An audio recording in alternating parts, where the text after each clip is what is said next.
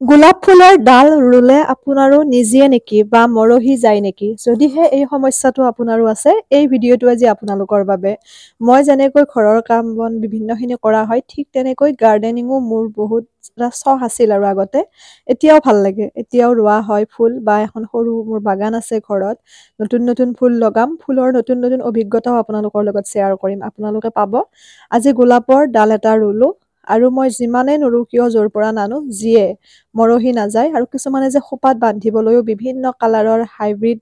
গোলাপৰ মানে ফুলবোৰ লগাই তাৰো ডালটো মানে ডাল মানে ঠাৰিটো যদি আপোনালোকে ফুলটোহে লগাই ঠাৰিটো ধুনীয়াকৈ জুম কৰি যদি এই পদ্ধতিৰে লগাই কিন্তু ঠাইটো একেবাৰে জেকা হ'ব নালাগিব আৰু বহুত বেছি ৰ'দ পৰাও হ'ব নালাগিব দুয়োটাৰ সংমিশ্ৰণ হ'ব লাগিব অকমান অকমান পানী দিব 3 দিনৰ মূৰে মূৰে আৰু বহুতে এটা হৰমনো পায় সেইটোও ব্যৱহাৰ কৰে সুন্দৰকৈ মানে শিপা ওলাবলৈ কিন্তু যিহেতুকে সকলোৰে ওচৰত হৰমনটো নাথাকে নেচাৰেলি আপোনালোকে কি পদ্ধতিৰে ৰুলে গোলাপৰ ডালটো খুব সুন্দৰকৈ জীব সেইটো দেখুৱাই আছো আপোনালোকক এনেকৈ প্ৰথমতে ডালটো আপোনালোকে অকমান জুম কৰি ল'ব আৰু ডালটো যাতে বহুত বেছি আপোনালোকৰ মানে হেই নহয় ডাঠ নহয় মানে পুৰণা নহয় ধৰি লওক তলৰ নহয় আৰু একদম ডাঠ নহয় আৰু বহুত কোমলো নহয় অকমান মজলীয়া ধৰণৰ ল'ব অকমান গোবৰ এনেকৈ লৈ ল'ব মাটিৰ লগত মিহলি কৰি আৰু তলৰ ফালে যাতে মাটিটো একেবাৰে খান্দি নিদিয়ে মানে তলটো টান হ'ব লাগিব আৰু ওপৰৰ খিনি অকমান ঢিলা ঢিলা টাইপৰ হ'ব লাগিব আৰু এয়া পানী লৈছো দেখিছেনে ফুলবোৰ বিভিন্ন ফুল লগাম ৰব গোলাপটো আজি দেখুৱাই দিলো আপোনালোকক সেইটো ৰঙা গোলাপ হয় আৰু ওচৰতে মোৰ বগা গোলাপো দেখিছে ধুনীয়াকৈ ফুলি আছে একদম ভাল লাগে চাব সুধিছিলে মানে ওচৰৰে খুৰী এগৰাকীয়ে এনেকৈ ডাল এটা জীয়াই দিব লাগে সেইবাবে মই সেইটো কৰিছো আৰু এয়া হৈছে মৌ দেখিছেনে মৌজোল হয় এইটো হানি সেয়া আপোনালোকে এনেকৈ ডালটোত অকমান লগাই ল'ব খুব সুন্দৰকৈ ফেৰেঙতিটো দেখিছে নহয় তলৰ তালৈকে আমি মানে পুতি দিম আৰু এবাৰতে লৰচৰ কৰি পেলাই আপোনালোকে পুতি নিদিব তাৰমানে এনেকৈ লৰাই এনেকৈ মই যেনেকে দিছো এবাৰতে মানে দিব উঠা নমা সেইবোৰ কৰি নাথাকিব চাওক মই দেখুৱাই দিয়া ধৰণে এনেদৰে এয়া তলৰ ফেৰেঙতিটোলৈকে দি দিছো তেতিয়া আপোনালোকৰ ধৰি লওক 12-15 দিন মানত খুব সুন্দৰকৈ শিপা ওলাব এয়া কোনো কাৰণত নমৰে আৰু ওচৰৰে দাদা এজনে কৈ আছিলে কিবা কিবি তেওঁকো লাগে কিবা তেনেকুৱা কথা সেইবাবে হাঁহি উঠিছিল অকমান ভিডিঅ'টো কৰোতে এয়া এনেকৈ অকমান টান হৈ থাকিব লাগিব মানে গুৰিটো যাতে লৰচৰ নহয় খুব সুন্দৰকৈ দেখিছে মই দেখুওৱা ধৰণে কৰিব আৰু আন ফুলো অকমান ৰুলো আজি অফলাইন কাটিঙৰ ক্লাছৰ ভন্টি এগৰাকীয়ে লৈ আহিছিল ফুল মোৰ কাৰণে সেইবাবে ৰুই দিলো ৰাতিপুৱাৰ সময়তে এয়া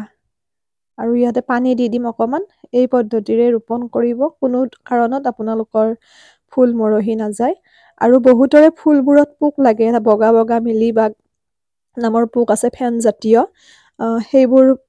লাগে মানে ধৰি লওক এটা যিটো ফুল আছে ৰন্ধনী ফুল বুলি কওঁ আমি অসমীয়াত সেই ফুলটোতো বহুত লাগি পাতবোৰ বেয়া হৈ যায় আৰু আপোনালোকৰ জলকীয়া গছত বা বিভিন্ন গছ গছনিত তেনেকুৱা ধৰণৰ পোক এটা হয়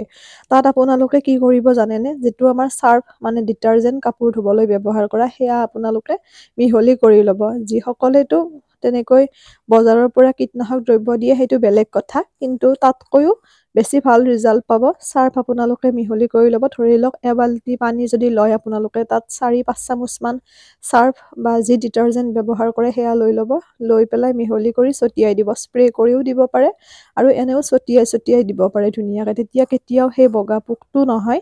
আৰু আপোনালোকৰ লেৰেলি নাযায় পাতবোৰ সেইটো আৰু স্প্ৰে যদি আপোনালোকে ফুলত কৰে পৰুৱা নহবৰ কাৰণে কাৰণ বহুতৰে টাবত পৰুৱা হয় তলৰ ফালে আপোনালোকে মহানিম তিতাৰ পাতটো ধুনীয়াকৈ পিচি ৰস উলিয়াই ল'ব ৰস উলিয়াই লৈ স্প্ৰে বটলত ভৰাই থব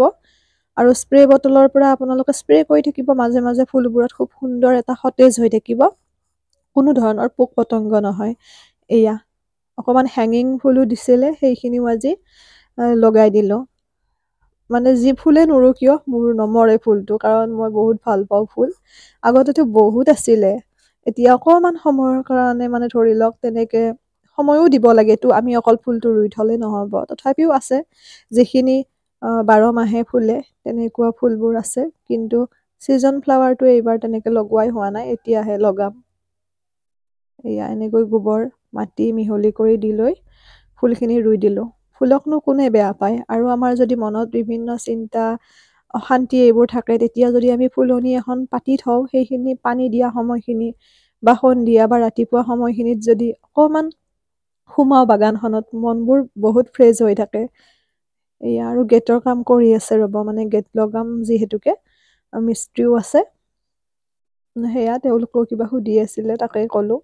এনেকৈ আশা কৰোঁ আজিৰ ভিডিঅ'টিয়ে উপকৃত কৰিব। এনেকৈ অকল গোলাপৰ ডাল বুলি নহয়, আপোনালোকে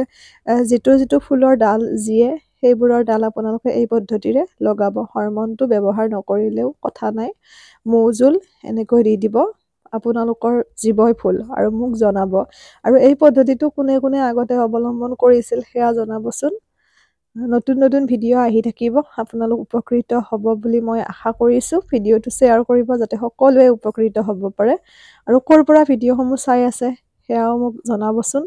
ভাল লাগে। কলৈনো মোৰ বন্ধুত্বৰ এনাজৰীডাল বিয়পি গৈছে জানিব পাৰিলে।